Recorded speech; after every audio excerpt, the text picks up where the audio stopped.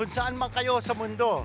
Welcome sa inyong paboritong weekly boxing program, Manny Pacquiao Presents Blow by Blow in partnership with Ginebra San Miguel. Ito po ang inyong lingkod, Kinito Henson, inviting you na sama-sama ulit tayo for another episode na Sagupaan at Bakbakan. This is our third event sa Okada, Manila Grand Ballroom in Parañaque City. Kanya, it's gonna be an exciting night of fireworks all over again. Huwag niyo kalilimutan, follow us on our social media platforms sa Facebook, sa YouTube, and sa Instagram. And every Sunday, 8:30 p.m., Signal TV, One Sports, Channel 41, all the time, Blow by Blow, presented to you by Manny Pacquiao in partnership with Ginebra San Miguel, ang paborito nyo.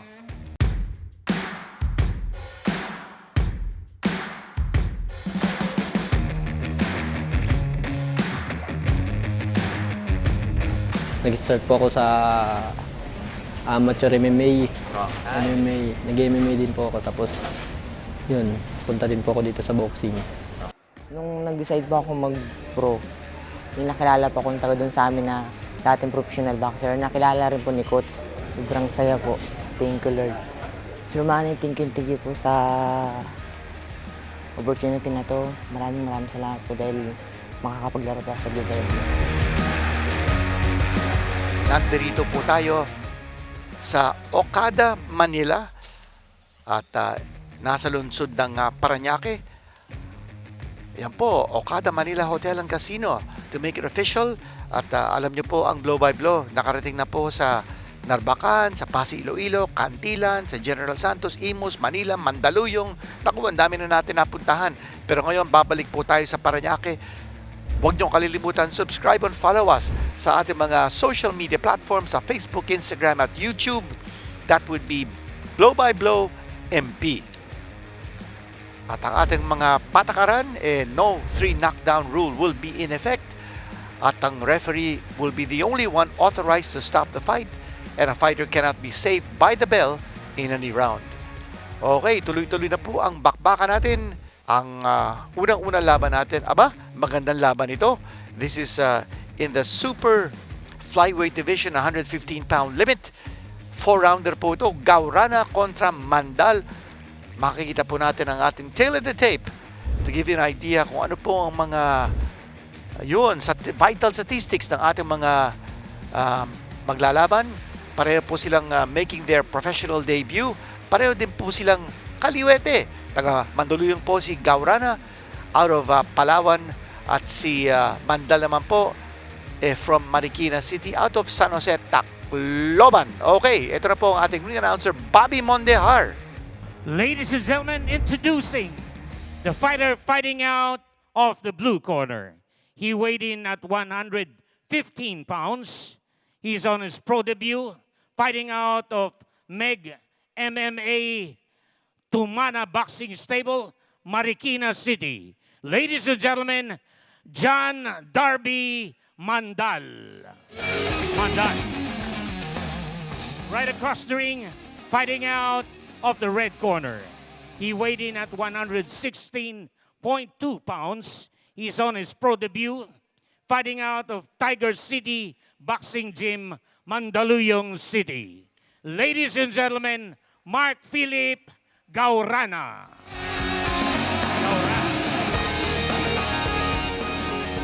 Judges at ringside, Jojo Llanera, Danilo Lopez, Carlo Baluyot.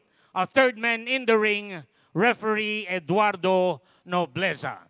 This will be 4 rounds of professional boxing.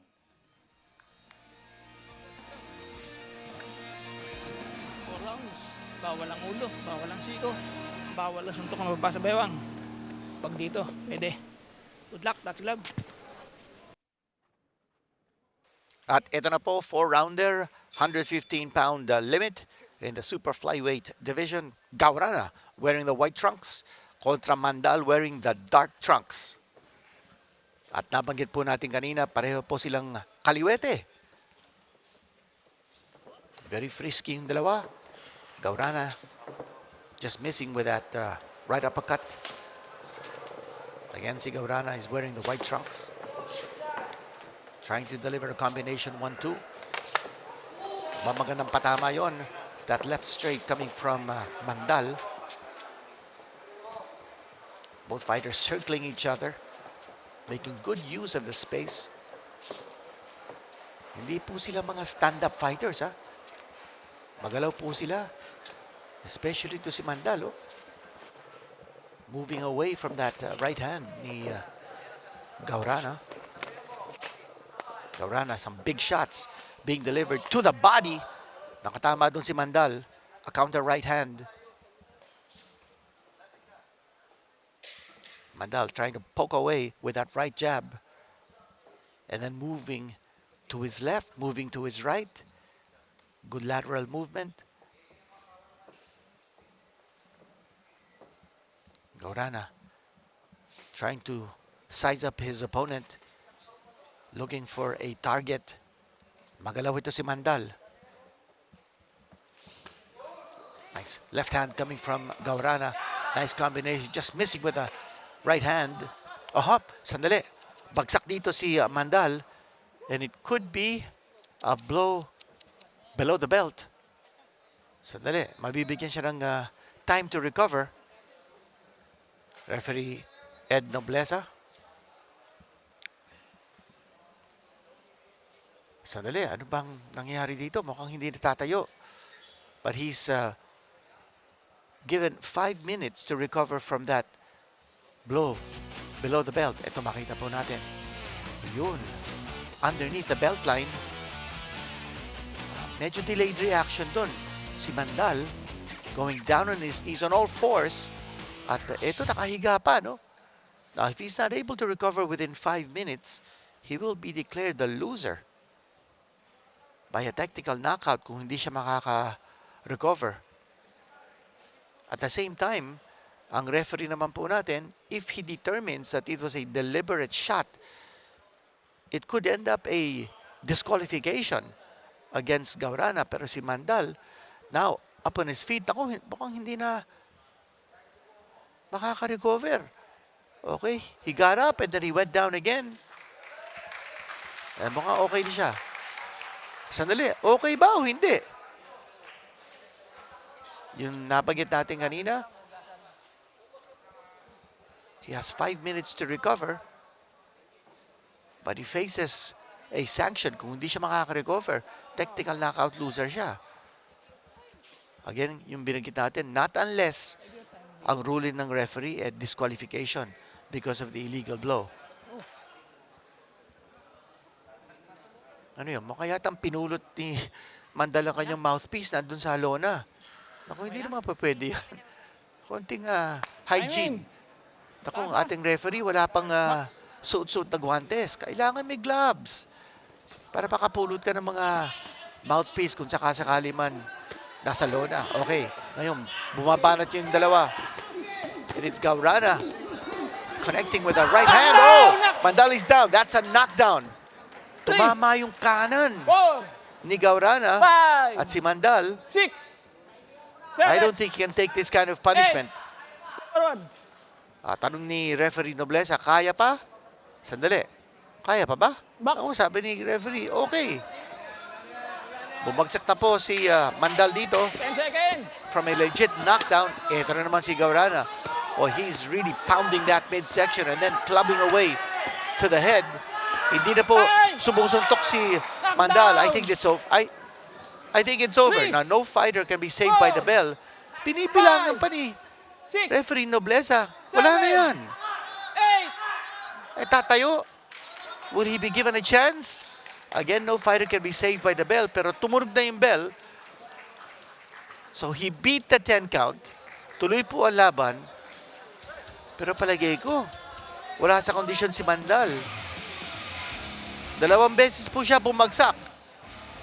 Hindi po kabilang yung unang bagsak niya because of an illegal blow or a blow below the belt. So round number 1, 2 knockdowns scored by Guarana. And that's going to be a very hard deficit to recover if you're Mandal. Ito po ang ating punch of the round brought to you by Ginebra San Miguel. Yun, kanan! Pasok na pasok yun. But he's not classy-eyed. And he managed to beat the 10 count. Pero 2 beses po bumagsak si Mandal. So that would be a 10-7 round in favor of Guarana. And since we're scheduled only for 4, naku, malaking advantage yan ni Guarana kung meron siyang 10-7 round sa round number 1. We have 3 more rounds to go. Referee Nobleza allowing the fight to continue despite 2 knockdowns scored by Guarana in the first round. Ito, still on the attack is Guarana.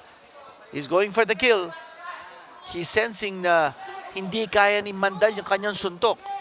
At si Mandal, he's on shaky legs.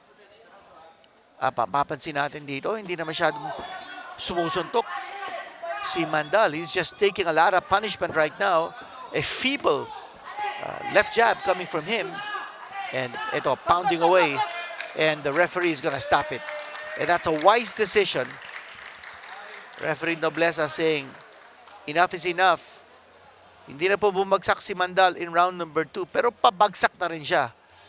And Guarana, all guns blazing. Marami pong bao na ammunition ito si Guarana. At si Mandal, in his professional debut, taking a lot of punishment from Guarana. Going down twice in round number 1, legitimate knockdowns. Tapos in round number 2, sabi ni referee Eduardo Nobleza, tama na, sobra na. And he stops the fight. Guarana winner by a tactical knockout in round number 2. Ladies and gentlemen, the time, 35 seconds of the second round. As referee Nobleza stops the fight. Winner by technical knockout, Mark Philip Guarana. And that makes it official. Si Guarana po ang nanalo. Ba't yung si Guarana? Kamukha nung Blackwater PBA player na si Kim Montalvo. Pwede mag-basketball din ito. Guarana the winner by a technical knockout. A scintillating debut for him. First professional fight. First victory. Magandang ngiti ni Guarana. Ito po ang mga highlights ng laban. It went to just round number 2. Kulang na kulang sa depensa ito si Mandal. At saka hindi niya kaya yung suntok ni Guarana. Ito po yung unang bagsak niya, but that was from a blow below the belt. But watch the right hand. Yun! Sapul na sapul yun. But first, that right hand connecting to the body and then the shot to the face. Galing kay Guarana. Bagsak si Mandal. That was the first knockdown of the fight. And then, ito, another knockdown scored just before the end of round number 1. At sa round number 2 naman, hindi na halos nakakasuntok pabalik si Mandal. He was taking just too much punishment. At sabi ni referee Nobleza, enough is enough. Yan po ang nanalo, Mark Philip Guarana. Second round TKO win over John Darby Mandal.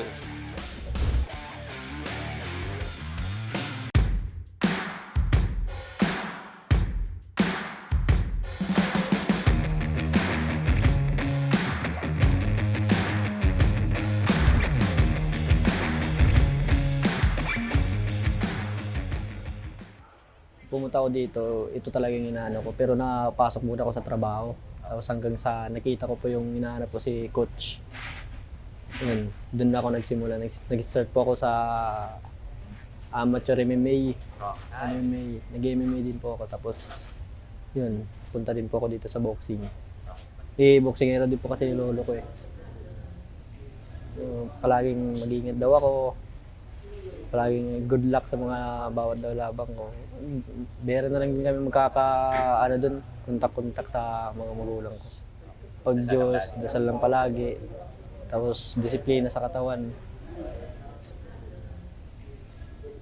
Ito po, ma. Miss na kita, ma. Uwi din ako dyan.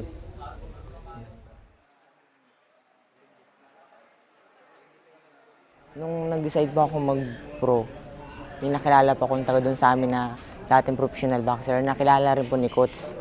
So, tinanong niya ako saan gym ko gusto, doon sa Bakbakan o doon lang sa Easy. Sabi ko doon po sa Patayan. Sabi ko pong ganun. Sabi niya, huwag kang papayag na ikaw ang patayin, ikaw ang pumatay. Hanggang sa nagkakilala pa kami ni Coach Tex. Yun po, nagkontakan po kami. Mga ilang buwan po ang nakakaraan. Pinadalhan po ako ni Coach tapos ng manager ko. para makapunta rito. Sobrang saya po. Thank you, Lord. Sir Manny, thank you po sa opportunity na to. Maraming salamat po dahil makakapaglaro po ako sa Blue Pueblo. Thank you po. Shoutout po sa gym po, sa Tiger City Boxing Gym, kay Boss J, tao pong sumusuporta sa akin, sa magulang ko po, sa pamilya ko sa Palawan, sa mga tao po dyan. Thank you po.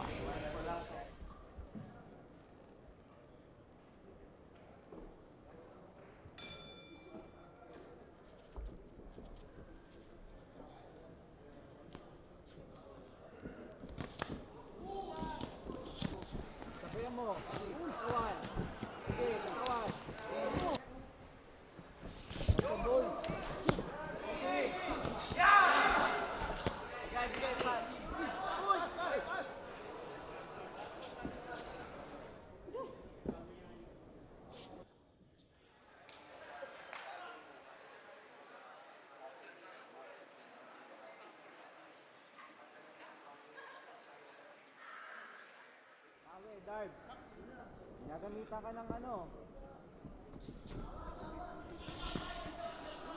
Darb, ginagamitan ka ng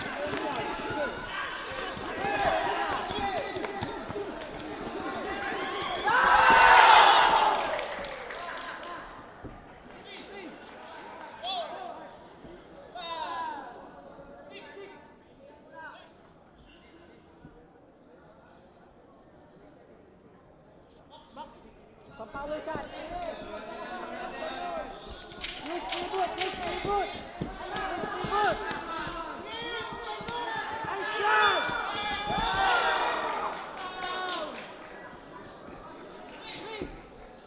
Angat. Darb, kaya pa. Angat.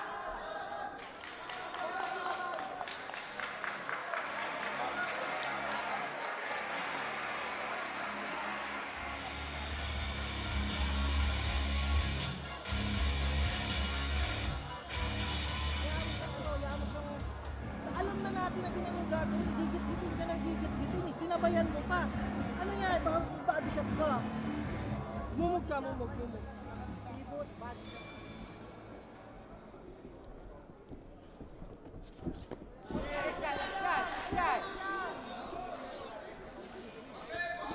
Sabayan mo, ano na? Body shot, alis dyan! Alis!